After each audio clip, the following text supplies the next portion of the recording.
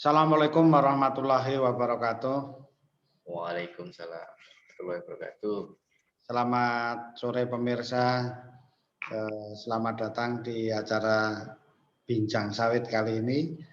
Pada kesempatan kali ini kita sore-sore sambil ngabuburit, kita akan mendengarkan beberapa bincang itu tadi yang mudah-mudahan memberikan manfaat bagi pekebun kelapa sawit. Amin. Jadi ini bincangnya tidak usah yang berat-berat, tapi mudah-mudahan bermanfaat. Jadi pada episode yang lalu kita membicarakan mengenai apa sih kesuburan tanah, apakah tanah kita itu memang subur atau memang tidak subur. Jadi oleh Pak Eko, kita ini acaranya rutin dengan Pak Eko mengenai kesuburan tanah ini. Jadi kalau kesuburan tanah itu kan kalau nggak salah dulu dijelaskan bagaimana tanah itu menyediakan hara untuk tanaman, ada kaitannya dengan tanaman. Baik itu kesuburan sifat fisiknya, kimiawinya maupun biologinya. Jadi kan kemarin warnanya yang gelap, yang gembur kan gitu. Ya, ya. Oleh karena itu gini Pak Eko, nanti dijelaskan oleh Pak Eko bagaimana pada akhirnya nanti kita meningkatkan kesuburan tanah kita itu. Meningkatkan bagaimana sih kalau sudah tahu tidak subur, bagaimana meningkatkan, ini yang paling penting. Silakan Pak Eko. Ya, baik. Terima kasih Pak Agus Susanto. Jadi ngobrol santai nih Pak ya, ngabuburit ya Pak ya. Santai aja ya. Ya. Jadi gini, kalau ditanya bagaimana cara meningkatkan kesuburan tanah yang kurang subur lah seperti itu, atau kemarin itu kita cerita lahan suboptimal kan gitu, yang kurang subur, kurang seperti itu. Nah, untuk meningkatkan kesuburan tadi Pak Agus sudah menyinggung itu bahwasanya tanah yang subur adalah salah satunya tanah itu mampu menyediakan hara, air sama udara dalam jumlah yang cukup dan seimbang kan begitu. Nah, dari segi hara ini kemarin saya juga sudah singgung, ada yang namanya KTK. Oh ya, apa itu Mas? Kapasitas tukar kation. Kapasitas tukar kation. Jadi yang bertanggung jawab terhadap KTK ini ada dua. Apa itu Mas? Secara umum namanya koloid, tapi dibagi dua dia Pak. Ada koloid organik, ada koloid anorganik. Ya. Kalau koloid anorganik itu berasal dari batuan atau dari mineral-mineral. Nah, itu sudah bawaannya Pak. Artinya begini, kalau tanah Bapak di Kalimantan sama tanah Bapak di Jawa jelas berbeda. Sumber mineral, jenis mineralnya itu berbeda pastinya. Pasti kan relatif lebih subur yang di Jawa toh Pak. Ya, karena kan ada pembaharuannya dari mana? Merapi meletus. Itu walaupun kita katakan bencana, tetapi sebenarnya ada berkahnya juga. Biasanya area-area di sekitar pegunungan itu menjadi lebih subur. Kenapa? Karena itu tadi Pak, terbarukan mineral-mineralnya kan begitu. Kalau di Kalimantan ya tidak ada gunung berapi, jadi ya relatif lebih tua istilahnya tanahnya, mengalami pelapukan lebih lanjut, sehingga koloid anorganiknya tadi memiliki KTK yang kecil dibandingkan yang dari tanah di Jawa. Itu yang pertama kali, koloid anorganik. Yang kedua koloid organik. Nah, koloid organik ini kita bisa mendesain gitu. Kalau bahasa petaninya humus Pak. Humus seperti itu koloid organik. Nah, itu malah memiliki KTK jauh lebih besar daripada koloid anorganik. Ya. Artinya berkaitan dengan kesuburan tanah tadi, kalau kita ingin meningkatkan kesuburan tanah ada dua cara, jangka panjang sama jangka pendek. Bentar Pak Eko, biar Pak. Namanya ini muridnya ini. Jadi kan kalau koloid organik tadi kan ini yang pernah saya dengar, yaitu kan dia bermuatan negatif. Iya. Iya kan, betul kan? Iya betul Pak. Ini koloid organik di Indonesia ya, tanah di Indonesia koloid organiknya negatif, makanya dia negatif disebut anoda kan gitu. Sementara dia bisa menangkap katoda yang positif, ya kan? Ya. A dan sebagainya itu namanya katoda, kation. Nah, Kation, ya. kation kan semakin banyak ditangkap dan dia dipertukarkan, namanya kapasitas tukar kation itu tadi kan. Betul, Nah, ini betul, yang tersedia ke tanaman itu tadi. betul, Artinya betul. semakin tinggi KTK semakin subur, betul kan? Betul, Pak, betul, Pak. Nah, itu apa calon dosen ginilah Mas. Oh. Ya, jadi sebenarnya kalau kelebihan dari koloid organik itu tadi, Pak, dia bisa bermuatan positif, bisa bermuatan negatif. Sebenarnya muatannya Ya. charge-nya atau muatan akhirnya itu lebih banyak dominan negatif. Karena dia banyak mengandung gugus fungsi COH, OH seperti itu yang dia muatannya sangat tergantung dengan pH.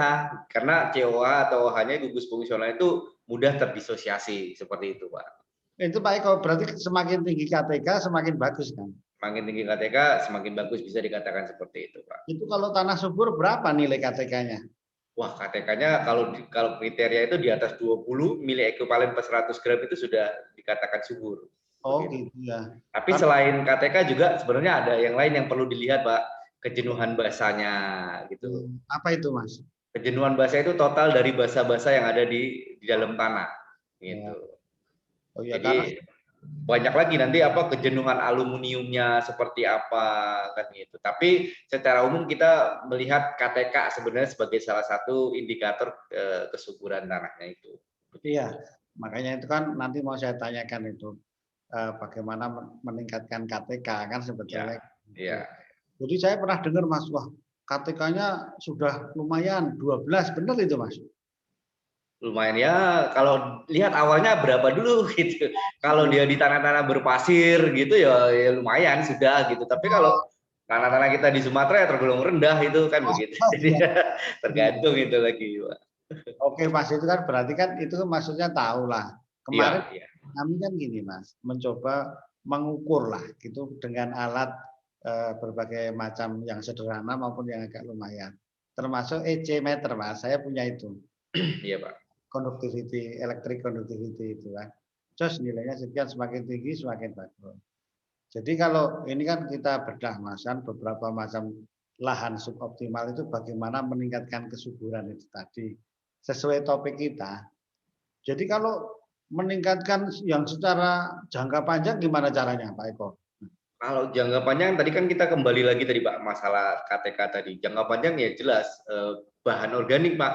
Bahan Nah, organik itu tidak bisa instan kan, kalau bahan organik itu ada stepnya terdekomposisi Pak, menjadi apa, menjadi sampai akhirnya nanti humus kan begitu. Nah itu walaupun dia jangka panjang tetapi sustain Pak, berkelanjutan gitu. Jadi jangan pandang ini lama ini gitu, tetapi itu sustain gitu, sangat sustain. Jadi ya bahan organik untuk jangka panjangnya, perbaikan jangka panjangnya. Jangan lupa terus itu rutin gitu Pak. ya, saya setuju Mas itu. Jadi bahan organik itu jangka panjang dan semua kena gitu. Betul, betul. Karena gini, saya pernah itu dikasih tahu kalau jangka panjang menggunakan bahan organik, tangkos contohnya, itu kan Ya, struktur fisiknya betul. jadi lebih gembur, Iya, bagus.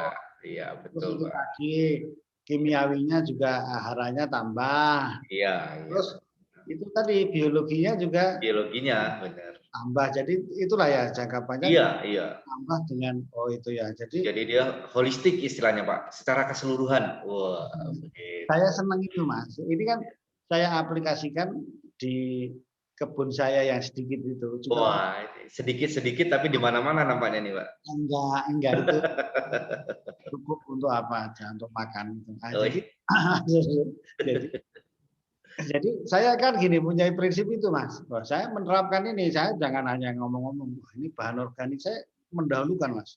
Kenapa? Nah ini mungkin saya agak konvensional Mas. ya. Makanya saya agak secure. Kalau bahan organik saya pakai di situ, saya nggak takut kalau itu palsu Mas. Jangka Iya, panjang iya. Belum pernah dengar ada bahan organik palsu gitu ya? Belum ada ya Pak ya? ada. Saya takut aja. Itu beli apa bahan organik kompos atau Iya, iya. saya yakin ini dan jangka panjang karena tahu itu tadi Iya. fisiknya bagus, kimia biologinya, saya yakin itu malah itu dulu saya dahulukan. Ini mungkin bermanfaat dan saya ini yang ngasih tahu istri saya itu. Wah, kalau itu yakin aku nggak bakal kena kena tipu yang pupuk palsu kan. Iya, benar benar benar. Udah jangka panjang bagus, nggak palsu lagi kan gitu. Terus ini Mas, itu Iya, ini Pak. kesuburan tadi. Itu kan yang lahan suboptimal yang akan kita bahas, yang paling berat itu kan terutama di tanah gambut. Betul, Pak. Tanah gambut itu kan itu tadi pH-nya rendah, Iya. masam. Itu bagaimana Pak Eko membuat subur itu gimana? Apakah dikasih kaptan? Nah, itulah.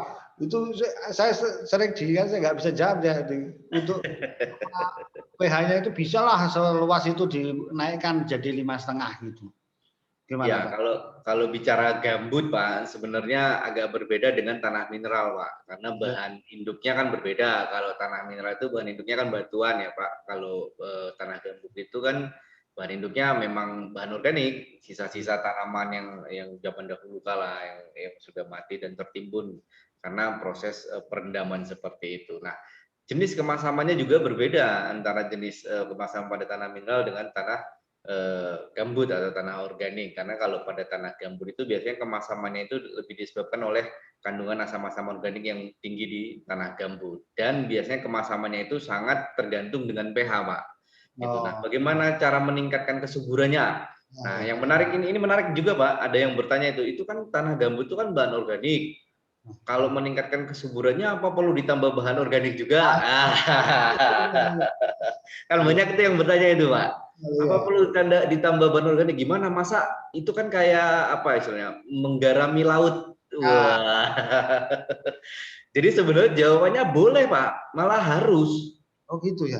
Iya, ini dari segi tanahnya ya, Pak ya. Nah, tapi kan memang aplikasi bahan organik itu harus macam kemarin Bapak bilang itu rayap gitu ya, Pak ya. Rayap dan segala. Nah, itu harus diperhatikan juga memang lebih ke hamanya seperti itu. Nah, kenapa perlu penambahan bahan organik di tanah gambut? Karena memang tanah gambut yang ada yang bahan organik pada tanah gambut itu isinya tinggal, kalau kita bilang bahasa sederhananya, tinggal tulang belulang, Pak. Iya. Tidak ada lagi proteinnya, tidak ada unsur haranya lagi, jadi tinggal tulang belulang, sehingga perlu pembaharuan. Boleh tambah tangkos, pupuk kandang gitu ya. Terus kalau untuk pupuknya ya bagusan kita kasih dolomit karena magnesiumnya juga rendah di situ. Nah, yang perlu diperhatikan satu lagi, Pak, untuk unsur hara pada tanah gambut ini sifatnya wajib. Iya. Unsur mikro, Pak. Oh, itulah caranya, inilah salah satu. Iya, unsur mikro, Cu, Fe, itu perlu. Pertanyaan saya tadi belum pakai Apa nih, Pak? kaptan tadi atau dolomit itu. Kaptan boleh, Pak. Kaptan boleh, dolomit juga boleh, nggak masalah gitu. Kalau untuk sebenarnya pakai rock fosfat juga lebih bagus sebenarnya, karena rock fosfat itu punya apa ya? Punya tingkat kelarutan yang tinggi pada tanah-tanah yang masam seperti itu. Kaptan boleh, Pak. CaCO3 boleh, nggak ada masalah. Oh, Dolomit juga bisa gitu. nah, terima kasih Pak Eko, bisa saya rangkum itulah. Nah, Kalau di tanah gambut yang suboptimal tadi, meningkatkannya ternyata bahan organik penting karena iya itu yang penting, tetap tulang penting. belulang tadi perlu. Ini makasih, saya sering nggak bisa jawab itu kan. Terus apa? Itu tadi pemupukannya harus betul. Ya. Tadi kan lengkap, apa yang penting itu pupuk apa mikronya, Iya, iya. lain yang lain. Dan kuncinya yang sering Pak Eko ngomongkan itu water manajemennya Oh dulu, iya, airnya wajib, Pak. dulu. Itu Baru wajib. apapun dipupuk, kalau tidak di water manajemennya nggak betul kan juga Betul. nggak betul. Jadilah itulah simpulnya ketemulah meningkatkan kesuburan di tanah gambut. Tapi Iya. kan kalau diurai lagi gambut yang mana yang belum matang kan Wah, gambut banyak lagi tuh, Pak. Gambut banyak lagi. Kalau dari kematangannya itu ada gambut mentah, setengah matang, sama gambut matang. Kan itu macam-macam. macam-macam. Nah, kita meningkatkannya kan tergantung pada jenis tanahnya tadi kan. Betul, betul. Kemudian kalau meningkatkan yang di tanah pasiran, kemarin sudah kita bahas itu. Iya. Ya Ya, kembali lagi, tetap aja untuk jangka panjangnya ya bahan organik, Pak. Kembali karena tanah pasiran itu kan kemarin kita katakan tanah pasiran itu air aja mudah lolos gitu. Sementara hara itu kan ikutnya lewat air, Pak. Kan ya, kalau apa namanya mahasiswa atau petani milenial itu udah paham itu Pak. Ada 3 mekanisme bagaimana tanaman menyerap hara dari dalam tanah. Yang pertama itu intersepsi akar. Intersepsi akar itu artinya akarnya yang nyari Pak, kemana-mana nyari hara gitu di dalam tanah. Yang kedua melalui mesh flow atau aliran massa. Nah aliran massa ini kaitannya dengan air. Jadi haranya larut dalam air, airnya bergerak mendekati mendekati akar diserap oleh tanaman. Yang ketiga difusi dari konsentrasi tinggi ke konsentrasi rendah. Jadi ketiganya ini berkaitan dengan air selalu Pak.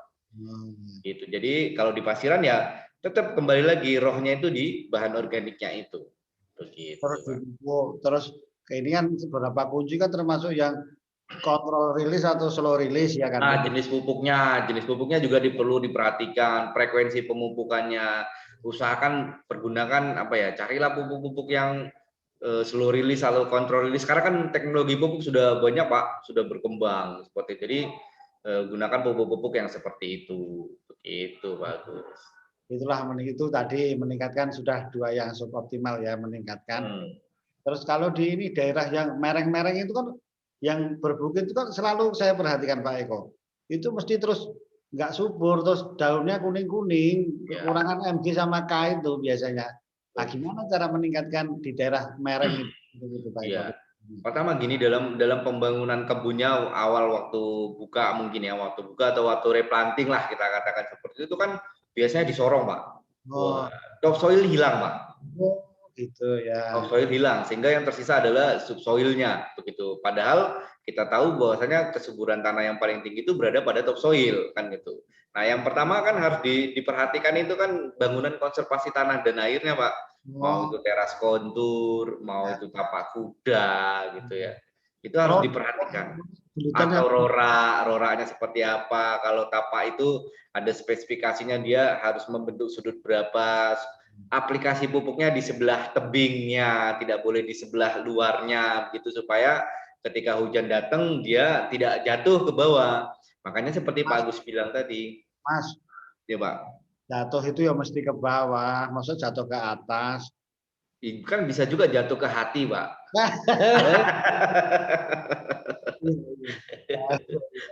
Oke lah, itu udah ketemu lah untuk yang daerah mereng bagaimana meningkatkan termasuk konservasi air dan tanah dan air ya Pak.